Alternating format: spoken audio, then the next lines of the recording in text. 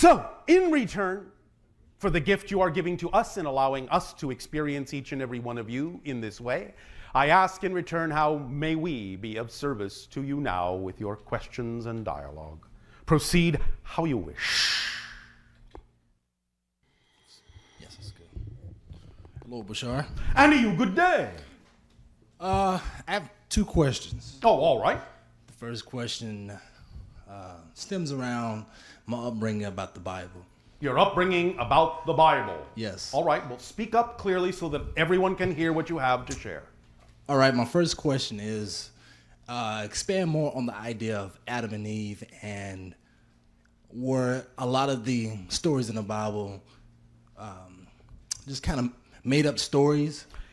They are allegorical for the most part, although there are parts of them that are somewhat literal. But overall, they are used as metaphors to describe things that there was really no understanding or language for on one level, but the concepts were understood and framed in story-like ways, in parable ways that could be understood by the people of the time more clearly. So the idea, for example, of Adam and Eve is simply the recognition of the beginning of what you would call the human race by the genetic manipulation of an extraterrestrial race. Using the natural hominid species that evolved on your planet that you refer to as either Homo habilis or Homo erectus, that were genetically altered to contain some of the extraterrestrial genetics and create what you now refer to as yourselves as Homo sapien. The idea in an ancient language is that Adam or Adama simply means man. Oh, okay. Does that help? Yes. All right. All right, my second question is I've been following your teachings for about a month now. Oh, all right. And last Tuesday I had a dream, and it told me to go back to Alabama. That's where I'm from, but it didn't really say anything else. It said it was very clear and very distinct. It said go back to Alabama, and then I woke up. Yes. Kind of confused. You're confused. I wasn't really that confused, but I was like, I don't want to go back. I came to California to... All right. But what does Alabama mean to you in terms of an energy state? Not necessarily the physical state. It's a low energy for me. A low energy. A low energy. Yes. All right. And so that is not an energy state you wish to go back to. Correct. All right. So you were given an opportunity to decide for yourself in that dream whether that was a state you preferred or not. I believe so. All right. And so now you have clarity about the fact, even more so than before, that that is not an energy state you wish to experience. Well, in the dream, it basically said go back to Alabama. I mean, I looked at it as an opportunity to either start a business because it's cheaper down there. But is that what excites you? That's what I've been trying to work on for the past 8 years. You've been trying to work on? Trying, yes. Well, let me give you some help, if I may. Please. If there is any hesitation at all in your answer of yes, when asked if something excites you, then the hesitation is an indication that that's not what excites you. Any hesitation. Yes. So you don't have to try and work on it. All you have to do is ask the same question you were asked in the dream, the same kinds of questions. That's why you were given the question. Because it shows you, it demonstrates to you how you can easily understand what the direction of your true self is by asking a question and finding out how quickly you answer that question positively or negatively. Yes or no. Because that tells you exactly what is true for you. Or at least gives you an opportunity to find out why you're answering the way you're answering. Because sometimes you can certainly disguise your excitement and make it seem to not be your excitement. Conversely, you can also take something that is really not your excitement and pretend that it is, so that you don't face or have to face the fears that come up when you actually move in the direction of your true excitement. I think I'm disguising it. That's what I feel. I'm disguising my excitement. Yes. All right. So, but the idea is that you can decide for yourself what is really preferable. Because the idea of acting on your highest excitement means that all the components of it have to really be in alignment with your excitement. what it is you're doing, how it is you're doing it, where it is you're doing it, with whom you're doing it, so on and so forth, have to all line up, or it's not really a full expression of your excitement. So by asking yourself or telling yourself from another level to go back to Alabama and finding out what your reaction to that is, you get an opportunity to decide whether that actually is in your best interests by looking deep within yourself to see if you are making it seem not exciting when it could be, or whether it's truly, truly not representative of what would really excite you in life. And if you find that it is really not representative of what would excite you in life, then any other factor you need to consider doesn't really need to be considered to the detail that you are considering it. For example, as you said, well, maybe I need to move my business there because it's cheaper. But if that's not really a place that's representative of your excitement, then the success of your business doesn't have to require a state where it's cheaper. That means you will attract what you need to do it where you are more excited to do it. You understand? Yes, but why would I have the dreams? It was so vivid. And then I woke up. And so I felt like it was my spirit guide, because a week before I asked the spirit guide to show me something. I didn't ask for anything. There you go. I didn't ask for anything specific. But the spirit guide knows what you need to hear. And telling you to go back to Alabama doesn't mean you have to go back to Alabama. It's telling you, look at your response or reaction to the statement. And that will guide you. In other words, let me give you a simplified version of this. Sometimes people on your planet find they have a difficult time making a decision between this or that. Yes? Correct. And sometimes you say, well, flip a coin. Well, sometimes that's actually not a bad idea. Because when you flip the coin, whatever it comes up, you'll see if you feel, yes, that's what I wanted, or darn, I wish it was the other side. Yes. And that may give you an immediate answer. Because then you can realize, well, you don't have to do it just because it came up tails, because you now realize that you actually preferred heads. So it's another way, another permission slip of making your decision more definitive by really paying attention to the energy of your response to a statement. Yes? So the idea, the sentence, go back to Alabama, is as definitive a statement as the flipping of a coin. Heads or tails.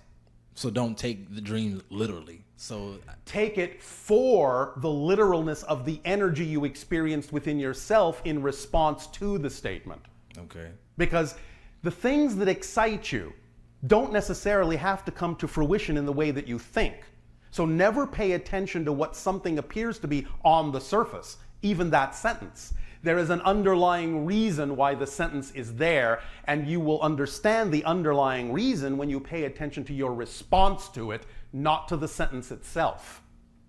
The sentence is just a mechanism to get you in touch with how you really feel about that reality, and to point out to you that if you really, really understand that being in Alabama is not in alignment with your true vibration of excitement, then you don't have to worry about the details like, well, maybe it needs to be in a place that's cheaper. Because excitement is a whole kit. It's a holistic idea. And if you know any one part of it, then all you have to do is simply look for the other things that have equal excitement and not get in your own way by making negative assumptions that don't have to be made, because you don't need to work out all the details. It's already worked out. All you need to do is know what the excitement is, take whatever action you can on it to the best of your ability, and have absolutely zero insistence or assumption as to what the outcome ought to be, knowing that whatever the outcome is, it will be the perfect outcome, and you will attract with synchronicity everything you need to allow it to be what it needs to be as an expanded representation of your excitement. Is this helping? Or Yes. am I confusing you? No, you're not confusing me. I'm just trying to wrap my head around. Why would the spirit guys give me something that was so unclear? It's not unclear. It's very clear. When you were given the sentence, go back to Alabama, Right. what was the first reaction you felt? Didn't want to go. I'm like, How clear is that? It's very clear. All I'm saying is, give yourself a moment to figure out whether your response is actually indicative of a true reflection of your excitement or whether you're coloring it to make it seem unexciting when it might be. But as soon as you figure out that it might actually be representative of your true excitement, if that's what you figure out, you have your clear answer. Okay. Don't go there, because it's not representative of your excitement. It's not representative of your path. How much clearer does it need to be? By having the spirit guide saying, something more clearer, Why do you keep saying it's not clear? I don't know. All right. We understand why. Thank you. Your spirit guide's actually helping. Thank you. You have an assumptive definition in your mind the way you think guides are supposed to talk to you. Correct. That is incorrect. So how are they supposed to talk? The way that they gave it to you invokes a process. Life is about the process you go through in discovering what you're truly all about. They don't just hand you answers on a platter. That's not living. That's having someone live your life for you, like you are a puppet on a string. Go here, go there, do this now, go to sleep, wake up, brush your teeth.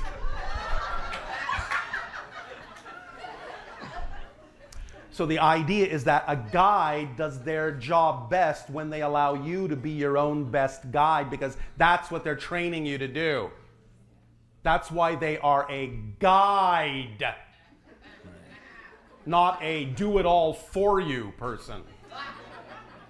So they will always give you the information in a way that invokes a process. And the process actually was a very simple one. All you had to do was pay attention to your reaction to the statement, and you had your answer. Very simple. But that's what they're training you to do. Pay attention to your response to statements so that you know how to guide yourself. Because you know how you feel when you're given a proposal. When you're given a statement, you know how you feel about it. The only thing you have to do is make sure you're not coloring it to make it seem something other than what it is. But when you are clear about the idea that your response is a genuine, authentic response, your answer is clear. But you had to go through a process in order to get it, because it's not going to be done for you. Do you have a name for my guide? So that when I talk to it, I won't just make up a name or just say, "Hey, spirit guide." And, I would like to be more personable with the guide. The guide says you may use Philip.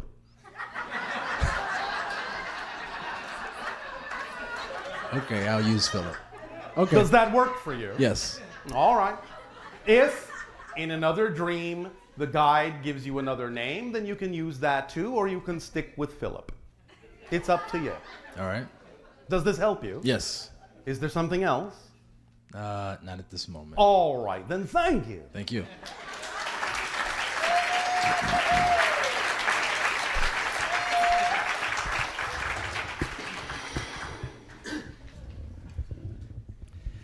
Hello, Bashar. And you good day. First, I want to thank you very much for your messages. We thank you for the co-creation and allowing us to reflect back to all of you what you already know. My first question is, do I have a contract with the grace? Yes. Which kind of contract? A contract to allow certain genetic patterns within you to form templates upon which hybrid beings can be created. What are my options? What are your options? Is that what you're asking? Your options for what? I had experiences during ayahuasca sessions. Yes. That a being, at first I was thinking it was an attack, but it's not an attack. It is simply an opportunity to explore your own fears and let them go. If you want to call those options, then by all means you can. You always have the option to explore a fear, know that you are safe in doing so, and let it go because it no longer serves you as an idea. thus allowing you to become more and more expressive of who you truly are. Is this helping? Or is there some other direction you wanted to take this in? Be specific.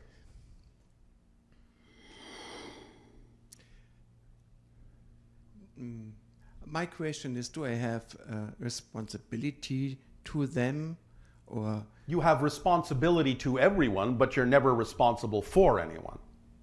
You have the responsibility to them to be yourself as best as you possibly can, because Yes. that's what this is all about. so? Yes, I tend to. I beg your pardon. You tend or you choose? One implies you are empowered, one implies you are not. I tend, it's out of my control, I don't know what I'm doing, or I choose. Even if it's negative, I choose gives you power to deal with it. I tend removes the power from your hands because it sounds like it's something you can't help. And once you know you have a habit, you don't have it anymore. A habit is something you do you don't know you're doing. If you know you're doing it, it's gone. So it does not.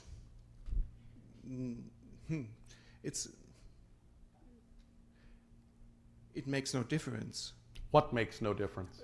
to know if I have a contract or not, because It makes a difference in that the contract will reveal itself through the actions of your life, but it isn't always necessary for you to consciously know that the contract is there. The contract will play out in the challenges that you face and the synchronicities that crop up in your life.